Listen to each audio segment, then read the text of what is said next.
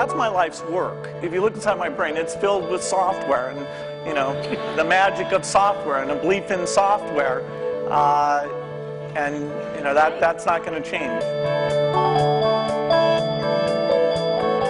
I grew up fairly middle class, lower middle class, and I never really cared much about money.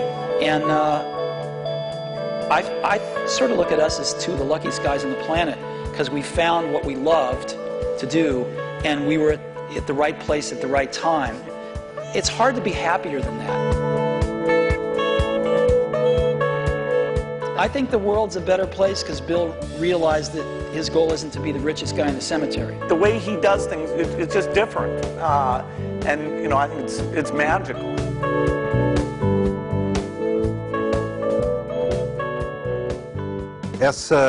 Essa conversa entre Bill Gates e Steve Jobs acontece no segundo semestre de 2007. O Jobs estava de volta à Apple fazia 10 anos, mais ou menos, e o Gates estava a 1 ano de se aposentar definitivamente e ir para a filantropia. Os dois já eram empresários de notado sucesso, a Apple ainda não era maior que a Microsoft. A relação deles tinha sido sempre uma relação meio áspera, um às vezes precisava do outro, isso aconteceu em vários momentos. Todo mundo queria ver esse encontro. Bill Gates é o sujeito que inventou a indústria do software. E de certa forma, Steve Jobs, junto com o sócio dele, Steve Wozniak, são os dois caras que inventaram a indústria do computador pessoal. O computador pessoal só faz sentido se você tem programas, e programas, evidentemente, só fazem sentido se pessoas estão comprando computadores. E, de repente, você tem esses dois sujeitos, é claro que outras pessoas contribuíram, mas, de repente, você tem esses dois sujeitos que representam tanto e que, nesse momento, em 2007, já estavam no pico das suas carreiras, ainda extremamente produtivos. De repente, vocês têm os dois se encontrando com tanta história para contar, com tantas brigas nos seus passados. Como é que eles vão reagir? Estava todo mundo muito ansioso para ver a entrevista. E eu acho que a maior surpresa para todos os observadores é que eles se trataram bem, eles estavam nostálgicos, eles estavam gostando de ter aquela conversa, quase que uma conversa informal mesmo, entre duas pessoas que se conhecem há muito e estão falando sobre o passado. Let's get started. I wanted to ask, there's been a lot of like mano a mano catfight kind of thing in a lot of the blogs and the press and stuff like that. And we wanted to, the first question I kind of was interested in asking is what you think each has contributed to the computer and technology industry, starting with you, Steve, for Bill, and vice versa. Well, you know, Bill built the first software company in the industry. And I think he built the first software company before anybody really in our industry knew what a software company was, except for these guys. And that was huge. That was really huge. And the business model that they ended up pursuing turned out to be the one that worked really well, you know, for the industry. Mm-hmm. So I think, but the biggest thing was Bill was really focused on software before almost anybody else had a clue that it was really the software. That's what I see. I mean, a lot of other things you could say, but that's the high order bit. And I think building a company is really hard. And it requires your greatest persuasive abilities to hire the best people you can and keep them at your company and keep them working, you know, doing the best work of their lives, hopefully.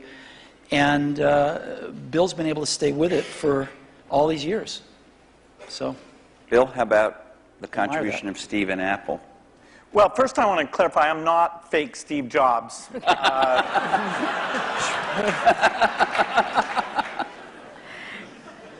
know, what Steve's done is quite phenomenal.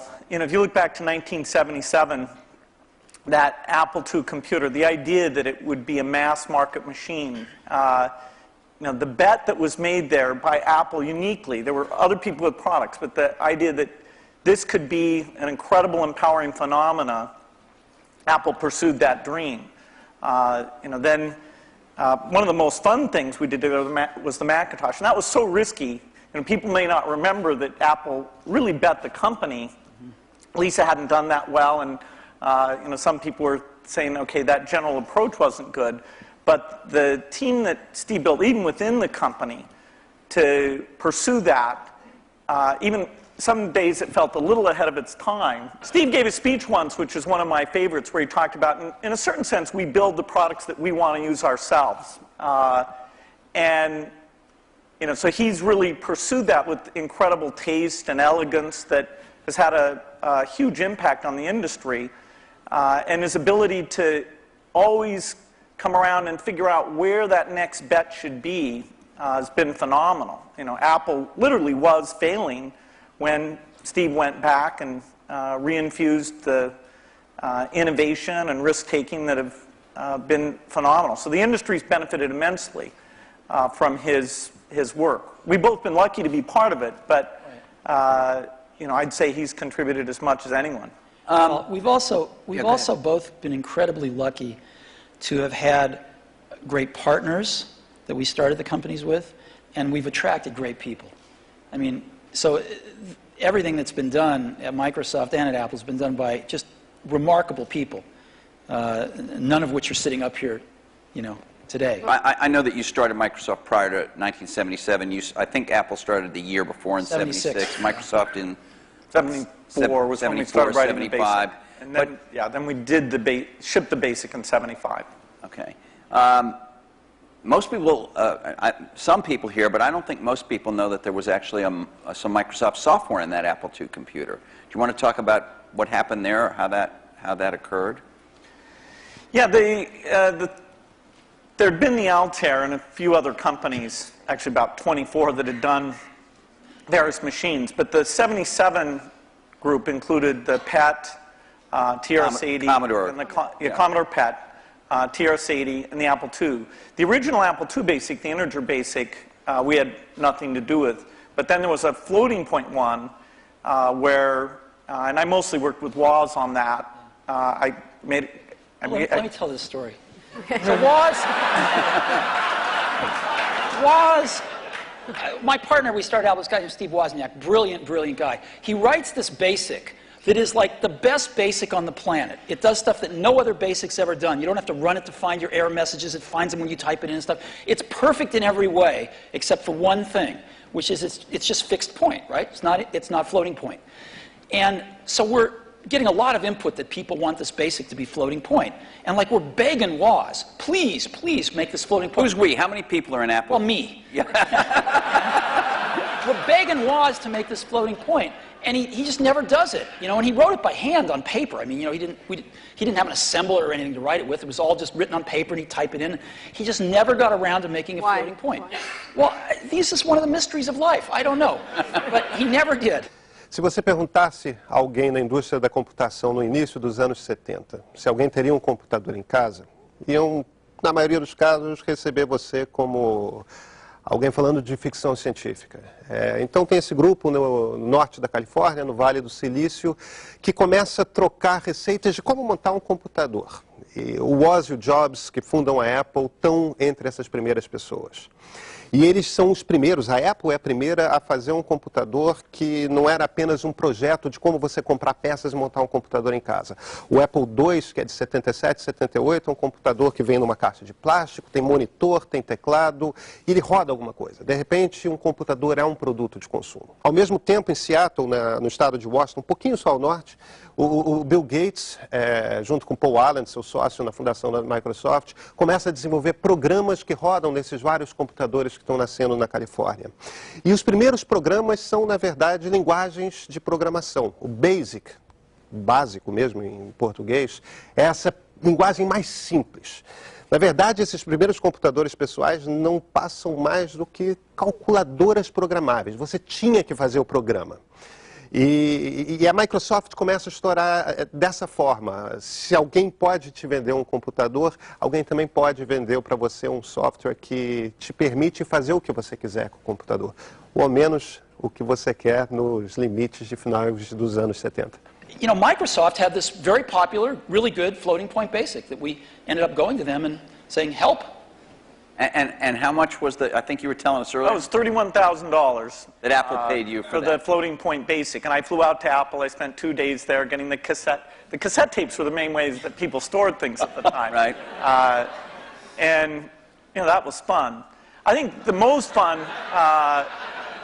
is later when we worked together. Well, on the what was the Macintosh. most fun? Tell the story about the most fun that was later. Well, Steve can probably start it better. The team that was assembled there to do the Macintosh was a very committed team. And there was an equivalent team on our side that just got totally focused on this activity. Jeff Harbers, a lot of incredible people. And we really had bet our future because on the Macintosh being successful, and then hopefully graphics interface in general being successful. But first and foremost, the thing that would popularize that being the Macintosh. And so we were working together, the schedules were uncertain, the quality was uncertain, the price. When Steve first came up, it was going to be a lot cheaper computer than it ended up being, but that was fine. So you worked in both places, in both? Well, we were in Seattle, and we fly down there. But Microsoft, if I remember correctly, from what I read, wasn't Microsoft one of the few companies that were allowed to even have a prototype of the Mac at the time? Well, what's interesting, what's hard to remember now, is that Microsoft wasn't in the applications business then. They took a big bet on the Mac because this is how they got into the apps business. I mean, Lotus dominated the apps business on the PC back then. Right. We had done just Multiplan, which was a hit on the Apple II. And then Mitch did an incredible job betting on the IBM PC, and 123 came in and, ruled that part of the business. So the question was, what was the next paradigm shift that would allow for an entry? WordPerfect, we had Word, but WordPerfect was by far the strongest in word processing, DBase, and database. Well, you said you had decided that it was destructive to have this competition with Microsoft. Now, obviously, Apple was in a lot of trouble, and I presume that there was some tactical or strategic reason for that, as well as just wanting to be a nice guy, right? I mean, Apple was in very serious trouble, and what was really clear was that if the game was a zero-sum game where for Apple to win, Microsoft had to lose, then Apple was going to lose. But a lot of people's heads were still in that place. Why was that from your perspective? Well, a lot of people's heads were in that place at Apple, and even in the customer base, because Apple had invented a lot of this stuff, and Microsoft was being successful, and Apple wasn't, and there was jealousy and this and that. There was just a lot of reasons for it that don't matter. But the net result of it was there were too many people at Apple and in the Apple ecosystem playing the game of, for Apple to win, Microsoft has to lose. And it was clear that you didn't have to play that game, because Apple wasn't going to beat Microsoft.